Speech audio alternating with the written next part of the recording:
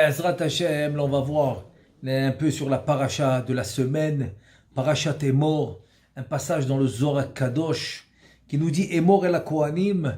Donc Rabbi Yitzhak vient expliquer, il dit Rabbi Yitzhak Amar, Emor, c'est quoi Emor et la Kohanim dit, il faut parler, il faut dire au Kohen de quoi Bilchishu. C'est quoi Bilchishu? Ça veut dire qu'il dit, il faut dire Belachash, il faut dire à voix basse. Belachash, c'est à voix basse. Il faut leur dire comme ça, au Kohanim, Ashrechem, soyez heureux, chez Zachite, vous avez mérité une Gdusha spéciale, supplémentaire. C'est-à-dire que le Kohen, il a une sanctification, une Gdusha supplémentaire au Lévi et à plus forte raison à Israël. Parce qu'on a trois niveaux, on a le niveau de Kohen, Lévi, Israël. Donc le plus haut niveau de Gdusha dans le Ham Israël, c'est le Kohen. Et ça, il faut lui dire doucement. Il faut lui dire doucement et nous dire Rabbi Yitzhak. Et c'est quoi la raison? C'est quoi la raison qu'il faut lui dire ça? Belachash. Belachash, sa voix basse. Pourquoi? Il dit, il faut lui dire Belachash. Pourquoi? Kema de kol ovadeo de kade belchishu. Là, il te donne la raison. Rabbi Yitzhak te dit, pourquoi tu dois le dire à voix basse?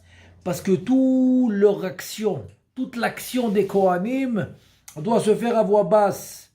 Parce que le principal des avoda des korbanot, elle était avec la kavana. Ça veut dire que quoi? Ça veut dire que le principal des korbanot, pour que ça réussisse dans le sens pourquoi la Kadosh Baruch Hu, il accepte mon korban, il fallait que ma kavana soit le plus haut niveau. Et donc les Kohanim, ils faisaient ce qu'on appelle le yichud, l'union des sphères, des partsoufim, etc., de la Hatzilut. Et donc l'union de ça, ils faisaient grâce à la kavana qu'ils avaient dans la mitzvah des korbanot. Car Hamira, Dilon, Bilchishu, aussi leur parole doit être dans le silence, ça veut dire à voix basse, ça veut dire que même ses oreilles n'écoutent pas. Parce qu'on a trois niveaux. Trois niveaux on va dire, pour ce qu'on appelle dans la halacha. Dans la halacha, pour parler, c'est ce qu'on appelle hir'ur. Le hir'ur, c'est que je prononce même pas les mots. Ça, la halacha, ça s'appelle pas dibour. On parle pas de ça. On parle pas de ça du tout, parce que ça s'appelle pas parler. Bon, je rentre pas maintenant dans la marloquette des Rishonim, est-ce que ça s'appelle dibour ou pas? C'est pas de ça qu'on parle. On parle qui murmure. Ça veut dire qu'il va prononcer les mots, mais que ses oreilles à lui ne l'écoutent pas. À plus forte raison, quelqu'un qui est à côté de lui ne va pas l'écouter. Mais lui-même ne va pas s'écouter à ses propres oreilles. C'est de ça qu'on parle. Et où est-ce qu'on a trouvé ça dans la tfila? On a trouvé ça dans la tfila, dans la amida. Quand je dis la tfila, c'est la amida. Donc maintenant, on va voir un truc extraordinaire. C'est que les Kohanim, parce qu'ils étaient au plus haut niveau, leur travail était la kavana. Parce que dans chaque mitzvah, il faut le savoir. Dans chaque mitzvah, il nous dit Rabbeinu Chaim Vital, c'est pour accomplir la mitzvah au complet, il faut acquérir trois niveaux. Ce qu'on appelle Nefesh, Ruach, Neshama, et c'est le niveau de la mitzvah. Comment je l'ai fait? En faisant le Ma'aseh, l'action qui représente le Nefesh, la parole qui représente le Ruach et la Kavana qui représente la Neshama. C'est les trois niveaux que l'homme il doit accomplir les mitzvot au complète. Et sur ça, il peut revenir en Gilgul dans le sens, s'il a fait seulement le Nefesh ou seulement le Ruach, il est obligé de revenir en Gilgul, par exemple pour la Neshama. Donc chaque mitzvah doit être complété par trois niveaux à chaque fois. Que ce soit l'action, la parole et la Kavana qu'il doit avoir. Et là, les Kohanim, directement, les Kohanim, ils devaient faire le plus haut niveau qui était mamash, la kavana. Parce que grâce à la kavana, ils vont arriver à faire le travail le travail des korbanot, en fait, qui était le plus gros travail dans le sens qui avait une conséquence énorme pour tout le Ham Israël et pour tout le monde entier. C'est-à-dire pour tout le monde entier en général et en particulier pour tout le Ham Israël. Et ça correspond directement avec la tfila. Donc on va essayer de voir un point qui correspond aux korbanot. Pourquoi? Parce qu'en fait, qui a remplacé les korbanot? Alors il nous dit le Harizal, la tfila. La tfila comme la Gemara. La Gemara aussi elle nous dit que la tfila a remplacé les korbanot. Tfila Tshahrit, c'est Avram Avinu. Mincha, c'est Yitzhak. Arvit, c'est Yaakov, ça a remplacé les korbanot. Donc, tfilot, keneget korbanot tiknu, comme elle nous dit la Gemara dans Brachot, que la tfila et les korbanot. Ça veut dire Quand on parle de la tefila, on parle de la Hamida. Donc évidemment, je ne parle pas des korbanot, c'est la Asiya, après les Pesouké des Imra, c'est la Yetzira, ensuite le Yotzer avec Kriyat Shema, c'est la Bria. Ça, c'est obligatoire. Donc ça, c'est le début de la tefila. Mais on parle maintenant de la Hamida, hein, une fois qu'il a fait toutes les préparations, qu'il a fait tout ce qu'il fallait faire, et maintenant il arrive dans le monde de la Hatzilut, dans le monde où la Hamida, Kol Demama Daka, c'est un monde où il y a le silence. Le silence, ça veut dire que le silence va être un siman, va être un signe d'élévation spirituelle. C'est pour ça que le Kohen, tout le Korban doit le faire en silence. Et c'est pour cela que la tefila qui va remplacer le Korban, quand j'arrive à la Hamida qui s'appelle la tefila, doit se faire en silence. Et pourquoi c'est comme ça? Alors là déjà, je vais commencer par ce qu'on fait tous les Shabbats dans Nishmat Kol Chai, juste avant Yishtabach. Il y a un passage dans Nishmat Kol Chai qui dit comme ça. Befi, d'habitude on le dit en chantant. Befi Yesharim Titromam, Ufsifte Tzadikim Titbarach, Ubilshon Chasidim Titkadash, Ubkerev Kedoshim Tithalal. Donc ça c'est quelque chose qu'on chante le Shabbat et qui représente 4 niveaux dans l'homme. Ça veut dire Befi Yesharim, c'est dans la bouche des Yesharim, les droits. Titromam, tu vas t'élever, c'est la bouche des droits. Ensuite, Besifte, c'est les lèvres. Besifte Tzadikim, dans les lèvres des Tzadikim, Titbarach, tu vas être béni.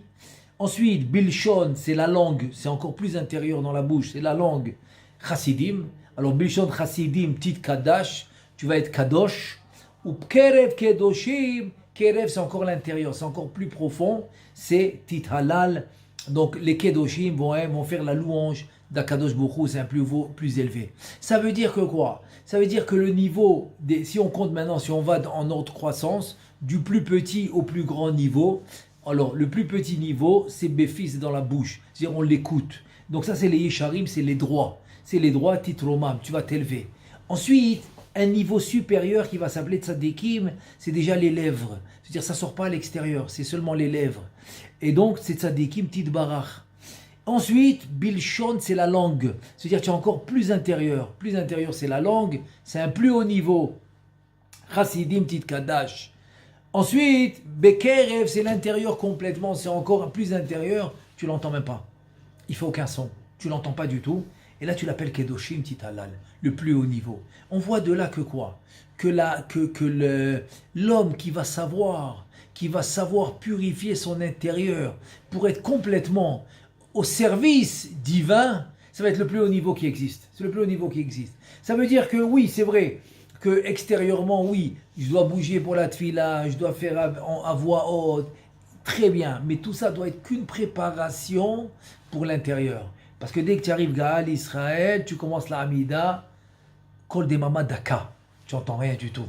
C'est-à-dire toutes ces actions qu'on fait finalement pour la mitzvah, alors qu'on fait les brachot au début, à voix haute, etc., qui répondent Amen, les Pesouké des Imra, et le Yotzer, Kriyat Shema, tout ça, c'est pour préparer ce moment où on fait intérieur. Ça veut dire que la Avodat Hashem, le service divin, doit être dans le même sens. Il doit aller dans le même sens. C'est quoi dans le même sens? C'est que toutes les actions extérieures, physiques, que je fais par rapport aux gens qui me regardent et que je me fais remarquer par exemple, n'est qu'une préparation pour mon vrai travail.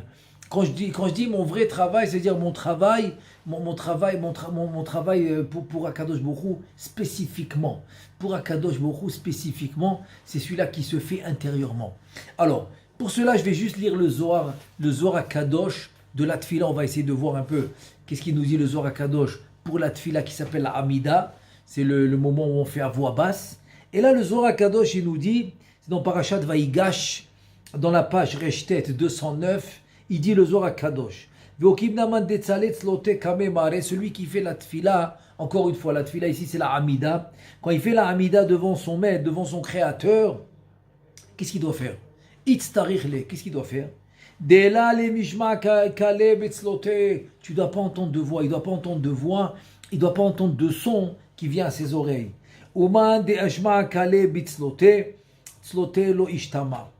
Et donc celui qui entend un son, qui entend un son, c'est-à-dire qu'il s'entend un son dans son oreille, il te dit le Zohar Kadosh, cette fille-là n'est pas acceptée. Comment c'est possible? Tu m'as dit que le Zohar Kadosh dans le Tikkuné HaZohar, dans le Tikkuné HaZohar 21, le Tikkun 21 dans la page 51, il te dit le Tikkuné HaZohar Meforach, qu'il n'y a pas une fila que Hachem il n'écoute pas. Ça veut dire quoi il n'écoute pas? Ça veut dire il faut comprendre aussi ce concept du Zohar Kadosh, il n'écoute pas. C'est pas possible. Le Tikkun HaZohar il te dit Meforach. En fait, le Zohar il répond. Il répond ici. Qu'est-ce qu'il te dit? Maïtarma.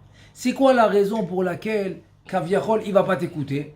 Le Zohar HaKadosh il te dit Begin detzlota la veyahi kala dishtama daoukol dishtama la vitzlota. Parce qu'il te dit la tfila be'emet, la vraie tfila, c'est pas la voix que j'entends. La voix que j'entends, c'est pas ça la tfila. Non, il te dit, quand par exemple le Rambam il dit Ezeu tfila shebalev, Ezeu, slicha, pardon. Le Rambam il amène la dracha Ezeu avoda shebalev. C'est quoi le travail du cœur? Il dit c'est la tfila. Donc la tfila c'est pas la voix que tu entends. La tfila c'est la avoda du cœur. La tfila c'est le travail de ton cœur. Combien il est pur ton cœur avec Hachem. Ou Ginkar, et c'est pour cela. Donc le Zohar il répond, il te dit c'est pour cela lo itztarir les barnash, les mishmakale bitzlote, et là les tzala belachaj. Il te dit maintenant, si la tfila c'est ton cœur, je veux ton cœur, pas ta voix. Ta voix, je l'ai écoutée quand tu as commencé avec le début de la tfila, avec la Kedat Yitzhak, tous les korbanot, ensuite la Pesouké des Ibra, le schéma, j'ai entendu tout ça. Donc tu t'es préparé très bien. Mais à un certain moment, qu'est-ce que je veux? Je te veux à toi, je veux ton cœur. Rahamana li babae. Kadosh Baruch Hu, il veut ton cœur. Donc si je veux ton cœur, c'est pas la voix. Donc qu'est-ce que tu fais? Pourquoi tu le fais fort? À quoi ça sert? Et en plus, selon le pshat, il dit pourquoi c'est pas accepté? Parce que le fait qui fait un peu à voix haute s'appelle Michasre Amana. Chasre Amana, il n'a pas d'émouna. Pourquoi il n'a pas d'émouna? Quoi, tu n'as pas d'émouna que Hachem il t'écoute? Qu'est-ce que tu as besoin d'entendre ta voix? Tu n'as pas besoin de l'entendre, Hachem il t'écoute. Parce qu'en fait, la voix que tu fais sortir de ta bouche, c'est pas ça la tfila. C'est pas ça la tfila. Quand on parle de Amida, on parle de Hatzilut, le plus haut niveau des 4 mondes, que tu arrives en faisant la tfila, il s'appelle Hatzilut. Et ce monde qui s'appelle Hatzilut, justement, c'est pas la voix qu'il veut, c'est pas la parole qu'il veut. Tu sais qu'est-ce qu'il veut? Il veut ton cœur. Rachamanal, c'est ce qu'il dit le Zohar Kadosh. Il te dit, Veda hitz loda dit kabelat adir, c'est ça la tfila. C'est ça la tfila qui s'accepte. C'est ça la tfila qui est acceptée. C'est un peu comme j'ai rapporté, Upkerev kedoshim. C'est l'intérieur. Quand tu arrives à purifier ton intérieur, tu deviens kadosh. Upkerev kedoshim tit halal. La plus grande louange d'Hachem, c'est celle-là. C'est que tu arrives finalement, que ton intérieur, il est complètement pour Hachem. Donc tu es dans la kavana complète pour Hachem. Il te dit, c'est ça la tfila que Hachem il accepte. Vesimanach ve'akol nishma akol belovav. Donc c'est quoi akol nishma? Le kol, c'est-à-dire le kol, il s'écrit en principe kouf vav lamed. Ça fait kol la voix. Tu te dis non, on l'écrit ici sans le vav. Sans le vav. Nishma dahi tzlota dihir bechashai. Pourquoi tu as enlevé le vav? Tu sais pourquoi tu as enlevé le vav? Parce que quand tu écris le kol avec le vav, le kouf, le vav et le lamed, donc c'est la voix que tu entends. Donc c'est pour ça que je l'écris avec le vav, c'est une voix que tu entends. Mais quand j'enlève le vav, c'est pour te dire, je veux pas la voix, je veux pas t'écouter, je veux ton intérieur.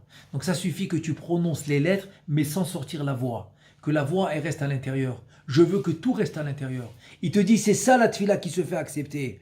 Il te dit, ça s'appelle Bechashai. Voilà les Kohanim, Rabbi Yitzhak. Il a dit Bechashai. Tu vas parler au Kohanim Bechashai parce que c'est Olama Hatzilut. C'est Olama Hatzilut, c'est en silence. Tu vas parler en silence. Pourquoi? Parce que c'est ça que Hachem il accepte quand tu es au plus haut niveau. Et comme c'est écrit dans Chana. Chana, c'est de là, la Gemara dans Brachot elle ramène, le Zohar HaKadosh il ramène, qu'on apprend la tfila de Chana. Et dans Chana, qu'est-ce qui est écrit? Lo yishamea vekola. Sa voix, lo yishamea, on n'entendait pas. Daïtz lota de kucha berichu kabil. Ça veut dire que quoi? Ça veut dire que Eli à Cohen, pourquoi il s'est trompé? Il s'est trompé, il a pensé qu'elle était saoule. Parce qu'il n'entendait pas ce qu'elle disait. On n'entendait pas sa voix quand elle priait. Et de là, on apprend, le Zohar HaKadosh, il apprend de Chana comment il faut prier. Et là, le Zohar HaKadosh, qu'est-ce qu'il te dit?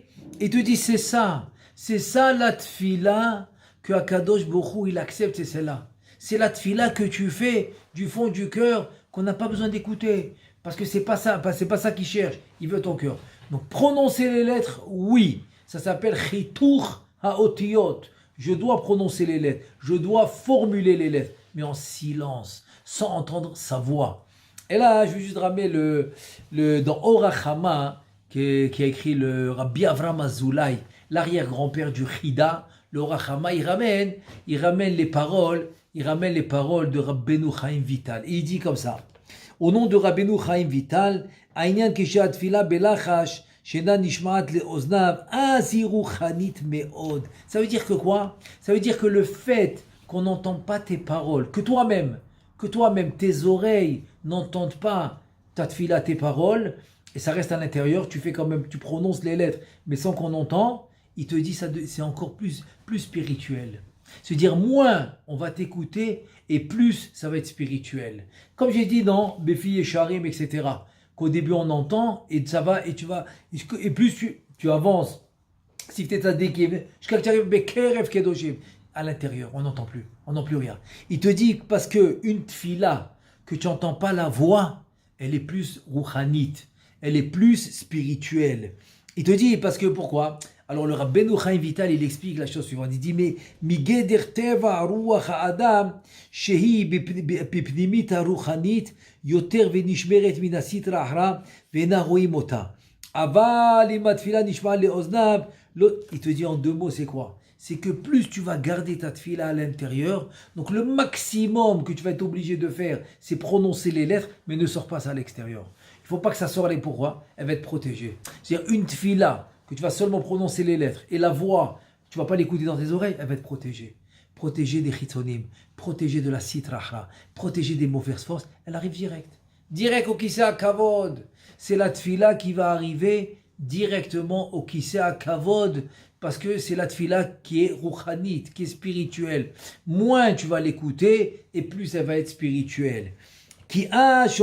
Parce que dès qu'elle sort de ta bouche, eh ben, qu'est-ce qui se passe? Il te dit, eh ben voilà, les forces du mal, ils l'écoutent. Dès que les forces du mal, ils écoutent que tu es en train de prier à ton Créateur, ça les réveille. Donc ils veulent l'attraper.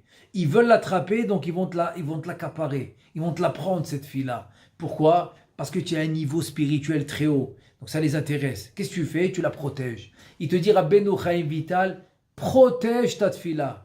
Comment tu protèges ta tfila quand même tes oreilles à toi, ils ne t'entendent pas? Et là, tu la protèges. Et c'est comme ça que finalement, elle arrive à être acceptée. C'est un yesod, c'est-à-dire c'est un fondement de base extraordinaire. De là, on apprend. Plus l'homme va être intérieur caché, et plus il va être spirituel.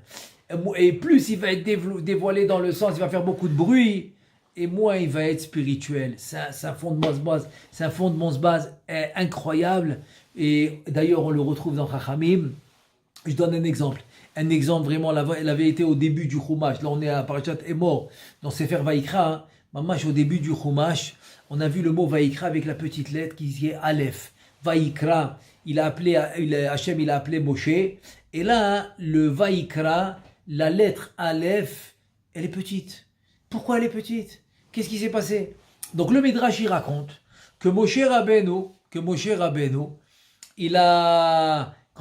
il a écrit le mot, Vaïkra, il a dit il a laissé du dio. C'est quoi le dio? C'est l'encre. C'est-à-dire en deux mots, il n'a pas fini l'encre du koulmouz, de la plume avec quoi il écrivait la Torah. Parce que vous savez que Bereshit, Shemot, Vaïkra Bamidbar, c'est Akadosh Baruch Hu qui cite les mots à Moshe, il écrit. Il lui cite, il écrit. Il lui cite, il écrit, il lui cite, il écrit. Alors que dans Devarim, c'est Moshe qui va écrire toute la Torah, tout Devarim, Mishneh Torah, c'est la répétition de la Torah. Il va l'écrire Beruach HaKodesh. Beruach HaKodesh, il va écrire le livre Devarim. C'est pour ça qu'il s'appelle Mishneh Torah, qui répète toute la Torah. C'est pour ça que c'est là que Moshe Rabbeinu va parler au Am Israël, etc. Mais on sait que de Bereshit jusqu'à Bamidbar, il n'y a même pas de question. Chaque mot, c'est Hachem qui lui dit, et Moshe, il écrit. Maintenant, qu'est-ce qui s'est passé? Qu'est-ce qui s'est passé avec ce Koulmous? Il y avait de langue, il n'y avait pas de langue. Comment c'est possible? Alors, quand maintenant Akadosh Baruch Hu lui dit d'écrire tel mot, donc c'est l'encre qu'il faut pour tel mot. Là, qu'est-ce qui s'est passé? Alors, en fait, les commentateurs, il dit un truc incroyable.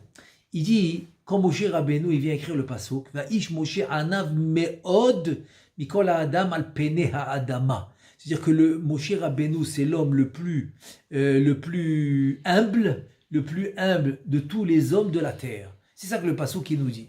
Et là, le Midrash, il raconte que Moshe Rabbeinu, quand il écrit, c'est Akadosh Baruch Hu qui lui dit, qui lui cite, Moshe Rabbeinu, il écrit, il n'a pas le choix. Mais quand il arrive au mot anav, humble, Moshe anav me'od mikol adam al pene adama, il arrive au mot anav, qui doit s'écrire avec un yud. Pourquoi? Parce que c'est écrit anav, ain, nun, yud, vav, anav. Il enlève le yud. Pourquoi? Parce qu'il est vraiment humble. Comme il est humble, donc ça n'intéresse pas. Ça n'intéresse pas d'écrire dans la Torah le mot humble au complet. Parce que justement, il est vraiment humble. Et là, maintenant, le Midrash, il nous dit, alors le Yud, ce Yud là qui restait, du Koulmous de Anav, il l'a mis sur son front, et c'est ça l'encre, le duo qui restait, il l'a mis sur son front, et ça lui a fait une telle lumière, que Vayemoshe Kekaran or Panav, et donc il devait couvrir sa face, parce que Am Israël ne pouvait pas recevoir cette lumière, c'était trop. Donc il fallait qu'il se cache pour parler au Am Israël, tellement il avait de la lumière. Donc on voit que grâce à cette lumière, en fait l'encre, c'est une lumière qui restait dans le Koulmous, dans la plume, il a eu cette lumière dans son visage. Maintenant la question elle se pose, Moshe Rabbeinu, il a amené les plaies en Égypte. C'est lui qui nous a fait sortir d'Égypte. Il nous a fait traverser la mer. Il nous a amené la Torah. Attends, mais qu'est-ce qu'il n'a pas fait? Il dit le Harizal, Biskut Ma'asa Va'atsumim, les actions de Moshe, incroyables. Il a fait Messirut Nefesh. Il était prêt à s'effacer pour le Ham Israël. Qu'est-ce qu'il n'a pas fait? Tout ça ne lui donne pas le mérite d'avoir de la lumière dans le visage. Il faut maintenant attendre qu'il reste un peu de Dieu, un peu d'encre dans le Koulmous, dans la plume. Et là, il aura de la lumière dans le visage. C'est une grosse question. Il a assez de mérite, Moshe, pour avoir cette lumière. Pas besoin d'attendre cette action-là, de ne pas vouloir écrire le Yud, parce qu'il est humble, et là, il reçoit la lumière. Comment ça marche? Et c'est arrivé, moi j'ai ramené Vaïkra au début, justement parce que c'est arrivé là-bas. Parce que Vaïkra avec Aleph, c'est qu'il lui parlait tout le temps. C'est pas comme dans Bil'am. Dans Bil'am Rasha, écrit Vaïkar. Vaïkar, c'est sans le Aleph. C'est-à-dire c'était rien que partiellement, quoi. C'était pas d'une manière fixe tout le temps. Donc c'était là-bas aussi, il a fait la même action. Il a écrit un petit Aleph. Il n'a pas écrit. Donc c'est encore de l'encre qui reste dans le Koulmous qui va lui donner de la lumière. Donc la grosse question, elle se pose. Pourquoi ça arrive à ça? Pourquoi ça arrive à un tel point qu'il faut cette action pour avoir de la lumière et ça ne suffit pas toutes les autres actions? En fait, l'explication extraordinaire. Toutes les autres actions, c'est des actions qui ont été répandues, qui ont été dévoilées. C'est des actions qui ont été entendues en public. C'est-à-dire, c'est pas des actions qui étaient cachées, bechachai, comme on a dit, qui étaient cachées. Donc toutes les actions qui sont dévoilées, toutes les actions qui sont dévoilées, eh ben, on peut pas, je veux dire, il y a toujours une petite achiza, il y a toujours une emprise de Sitra, etc. Et en plus que les Erevrav sont sortis d'Égypte et qu'ils ont fait le veau d'or, donc il y a vraiment une grande emprise. Il y a une emprise de la mauvaise force de Sitra, des Chitzonim, etc. Donc ça, Kaviachol, il y a comme un manque, il y a quelque chose qui manque. Mais quand il va venir faire l'action d'écrire le Hanaf sans le Yud, ça c'est Bechachai. C'est pas quelque chose de développé, c'est pas quelque chose de dévoilé, c'est quelque chose qui va faire entre lui et son créateur, personne va le voir. Et là maintenant, Akadosh Baruch Hu, il s'est accepté tout de suite. Pourquoi ça s'est accepté tout de suite? Parce que c'est Bechachai, c'est caché, donc il reçoit la lumière tout de suite. Ça veut dire, on voit que finalement, que finalement même Moshe Rabbeinu alav shalom, il fallait une action pareille. Il fallait une action pareille. Pourquoi? Pour justement arriver à recevoir cette lumière. Et donc c'est un limoud, c'est une étude extraordinaire. Extraordinaire que finalement les actions qui sont retenues les plus, c'est ceux-là qui sont cachés. Donc c'est pour ça qu'on te dit Vatsne alechet im Hashem Elokecha. Qu'est-ce que tu vas faire? Tu vas aller Vatsne alechet, ça veut dire tu vas aller en Betsniut. Betsniut, c'est-à-dire tu vas pas te faire remarquer. Moins tu vas te faire remarquer, et plus tes actions vont être acceptées. Et c'est un limoud, une étude extraordinaire comme dans Parashat Emor, que vient Rabbi Yitzhak, il dit qu'il a dit ça au Kohanim, Emor et la Kohanim Bechashai. Tu vas le dire doucement. Pourquoi? Parce que Bechashai, c'est ça qui va te donner, c'est ça qui va te donner cette élévation, et c'est ça qui va être accepté tout de suite. Donc on voit que la force de Vatsne alechet im Hashem Elokecha, que tu vas cacher tes actions, ça va te donner la lumière tout de suite. Comme un jour, j'étais présent dans un maasé, il y avait un tzaddik qui jeûnait, il faisait un tikkun de jeûne, etc. Et là, il était dans une situation où ils avaient servi un repas, je pense, si je ne me trompe pas, il était dans une maison, ils avaient reçu un repas. Donc maintenant, pour refuser, il fallait qu'ils disent, eh ben, je suis en jeûne, je jeûne, je peux pas manger. Il a préféré, parce qu'on fait un jeûne avec un tnaï, avec une condition, de dire Mizmor le David. Il a préféré casser le jeûne, mais ne pas dire je jeûne, pour ne pas dévoiler ses actions. Donc il a préféré, ça c'est Bechashai. Ça c'est même se dire que Keshem chez Mekablim Sachar à la Drisha, car Mekablim Sachar à la Prisha. De la même manière qu'il reçoit un Sachar, la Drisha c'est quand il va faire quelque chose, il reçoit une récompense quand il va s'abstenir de faire quelque chose. Et là, il s'abstient de dévoiler ses actions. Pourquoi? De là, on apprend, parce qu'il voulait que ça reste caché. Donc lui, il s'est dit que si mon action de jeûner ne reste pas cachée, je la veux pas. Alors, je préfère casser le jeûne. C'est très fort comme notion. Très fort. Il arrive à un stade où il veut que l'action soit cachée. Donc, même le jeûne qu'il fait, il veut pas que ça se dévoile. Et si ça se dévoile, il ne le voit pas tellement important comme s'il a été caché. Donc il préfère le cacher. Et là donc voilà, c'est une petite nekuda très très importante dans la Avodat Hashem, de savoir que finalement les actions qui vont être les plus hautes chez l'homme, c'est les actions qui vont être cachées. Et sur ce, je vais finir avec une notion très importante. Quand tu dis tzaddik nistar. C'est quoi tzaddik nistar? C'est un tzaddik qui est caché. Alors, souvent, on a des explications erronées qui sont pas bonnes, que le tzaddik il fait toutes sortes de choses vraiment bizarres contre la Torah, et on pense que oui, parce qu'il est caché, etc. Bon, je rentre pas dans tout ça maintenant parce que c'est pas ça le point. Le point, c'est que finalement, c'est quoi? C'est quoi la vraie définition d'un tzaddik nistar? C'est en fait, c'est un tzaddik que ce que tu sais sur lui, c'est même pas le 1/10 de ce qu'il est. Ça veut dire que le caché, il est beaucoup plus que le dévoilé.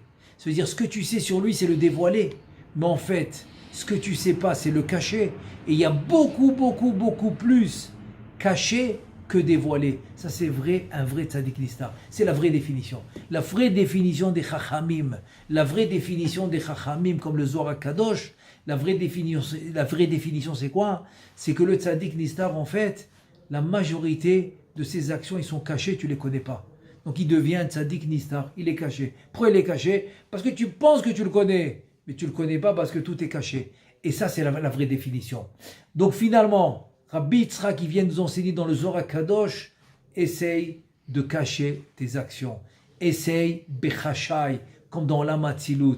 Comme ça, ils vont être acceptés. Et comme ça, ils vont être agréés. Et c'est comme ça que l'homme, Be'ezrat Hashem, il va s'élever spirituellement. Et Be'ezrat Hashem aussi, Shefa, Bracha, V'Aslacha, Beruch Haniut, Ubikashmiut. Amen, Ve Amen.